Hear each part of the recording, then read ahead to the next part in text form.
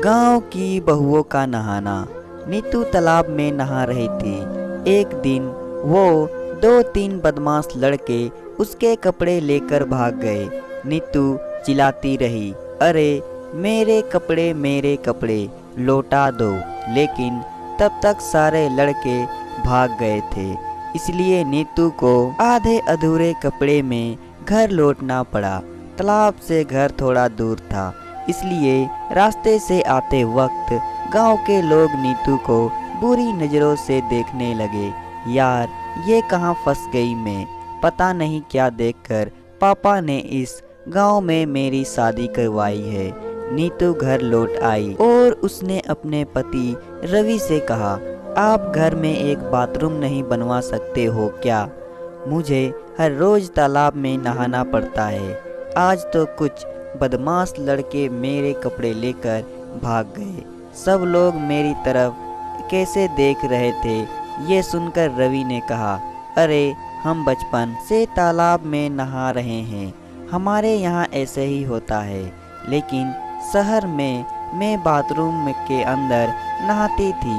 ये शहर तुम्हारा नहीं है नीतू, ये गांव है, गांव मेरा गांव। इस गांव के बारे में कुछ भी मत कहना, समझ गई? तुम्हारा नसीब अच्छा है कि सोच करने के लिए इस घर में बाथरूम है, नहीं तो सुबह सुबह खेत में सोच करने का और दोपहर को तालाब में नहाने का जैसा मज़ा और कहाँ। नीतू ने और कुछ नहीं कहा, वो चुपचाप वहाँ से चली गई।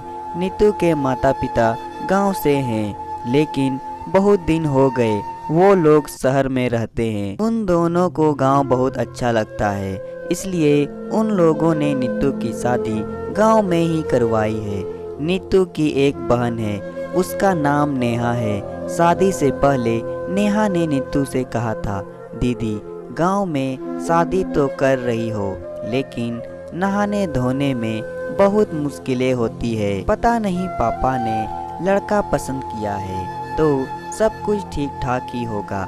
लेकिन नीतू को अभी पता चल रहा है कि नेहा सही कह रही थी। नीतू ने नेहा को कॉल किया, हेलो दीदी, कैसे हैं? बहुत बुरी। क्यों, क्या हुआ?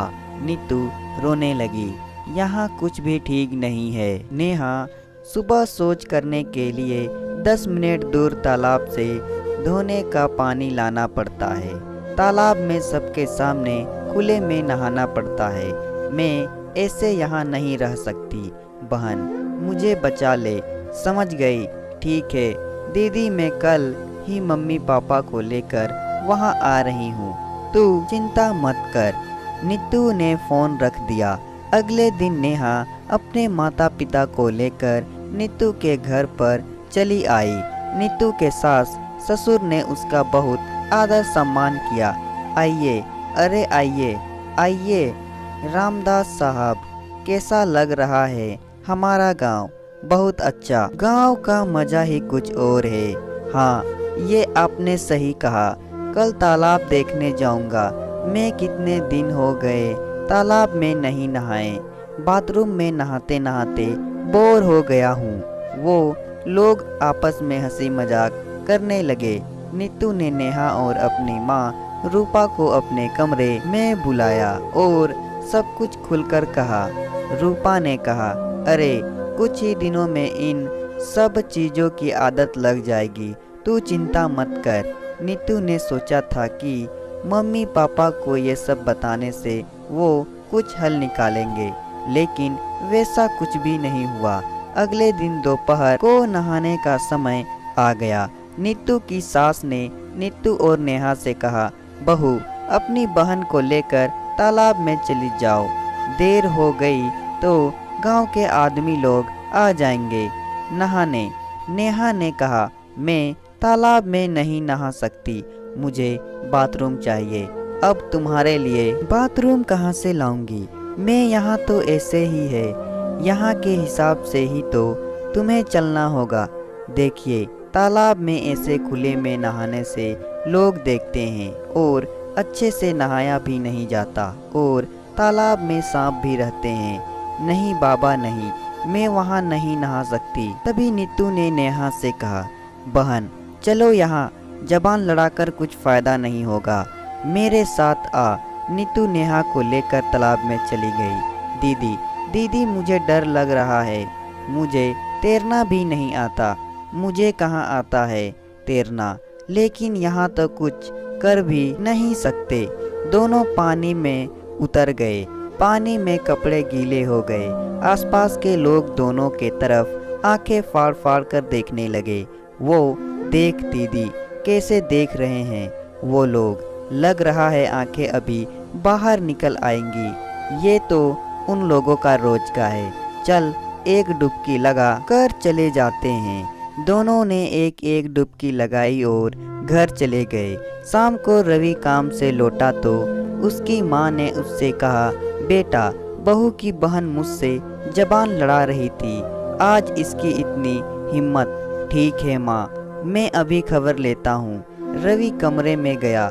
वहाँ नीतू, नेहा और उनके माता पिता थे। रवि ने नीतू से कहा, नीतू तुम्हारी बहन आज मेरी माँ से जुबान लड़ा रही थी, उसकी हिम्मत कैसे हुई? अरे नहीं, वैसा नहीं जैसा तुम सोच रहे हो। तो फिर कैसा, मुझे समझाओ। तभी नेहा ने कहा, मैंने गलत क्या किया? मैं बस यही कह रही थी कि तालाब में नहीं नहाऊंगी। कान खोलकर सुन लो, यहाँ तालाब में ही नहाना होगा। हाँ बेटी, तालाब में क्या प्रॉब्लम है? वही तो, मैं तो आज ही तैर कर आया और बड़ा मज़ा आया। पापा आप लड़की नहीं हो ना, इसलिए आप नहीं समझोगे। तुम्हारी बहन तो बहुत बदतमीज़ है। नीतू अपने माता पिता के मुंह पर भी बात करती है। मैंने सिर्फ सच कहा है और कुछ नहीं। दीदी मैं यहाँ एक पल भी नहीं रहूँगी, मैं भी नहीं रहूँगी। जहाँ मेरी बहन की कोई इज्जत नहीं है, मैं वहाँ नहीं रहूँगी। ये बोलकर दोनों घर से निकल गए। रामदास और रूपा ने दोनों को रोकने की बड़ी कोशिश की, लेकिन रोक नहीं पाए। वो दोनों मायके चली गई। रामदास साहब और रूपा क्षमा मांगने के लिए वहाँ पर रह गए। समधी जी, मैं इस बर्ताव के लिए शर्मिंदा हूँ। हमारी लड़कियों से यह ठीक नहीं किया। अरे कोई बात नहीं, बच्चे हैं, समझ जाएंगे। आप दोनों आज रुक जाइए, कल खाना खाकर चले जाना। वो दोनों रुक गए। अगले दिन सुबह हुई। नीतू की सास ने रूपा से कहा, चलिए सुबह सुबह हम दोनों तालाब में डुबकी लगाकर आते हैं। हाँ हाँ चलिए।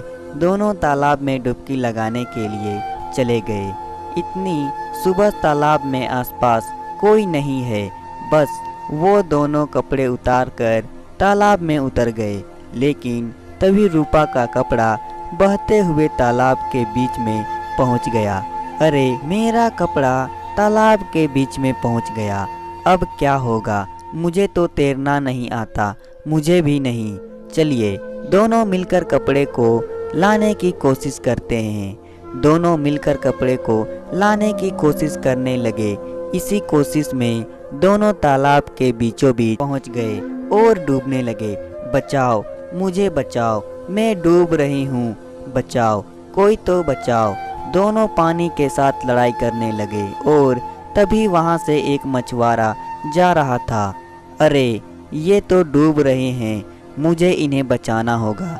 ये बोलकर उसने पानी में डुबकी लगाई। वो दोनों को उठाकर तालाब के बाहर ले आया, लेकिन तब तक दोनों बेहोश हो गए थे। दोनों को अस्पताल में भर्ती किया गया। खबर मिलने के बाद नीतू और नेहा अस्पताल में आए। सभी बहुत टेंशन में थे। इतने में डॉक्टर साहब रूम से निकले और उन्होंने कहा, देखिए अभी तो ये खतरा टल गया है, दोनों को होश आ गया है, लेकिन आगे से ख्याल रखना होगा। तालाब के आसपास भी ये ना भटके, ये देखना होगा। सभी अंदर दोनों से मिलने गए। तभी नेहा ने कहा, देख, इसलिए मैं कह रही थी कि बाथरूम में नहाना चाहिए, वहाँ कोई खतरा नहीं है। हाँ बेटी, तू ये सही कह रही थी। हाँ सुनिए जी, आज ही नहाने के लिए बाथरूम बनाना शुरू कीजिए। ठीक है, मैं आज ही बंदोबस्त करता हूँ। नीतू नेहा मुझसे गलती हो गई, मुझे माफ़ कर दो। सभी नीतू और नेहा से माफ़ी मांग लेते हैं। नहाने के लिए घर में बाथरूम बन जाता है और इसके बाद सभी खुशी खुशी रहने लगते हैं। तो दोस्तों, कहानी पसंद आए तो वीडियो को लाइक करें और साथ ही साथ चैनल को सब्सक्राइब भी कर दें।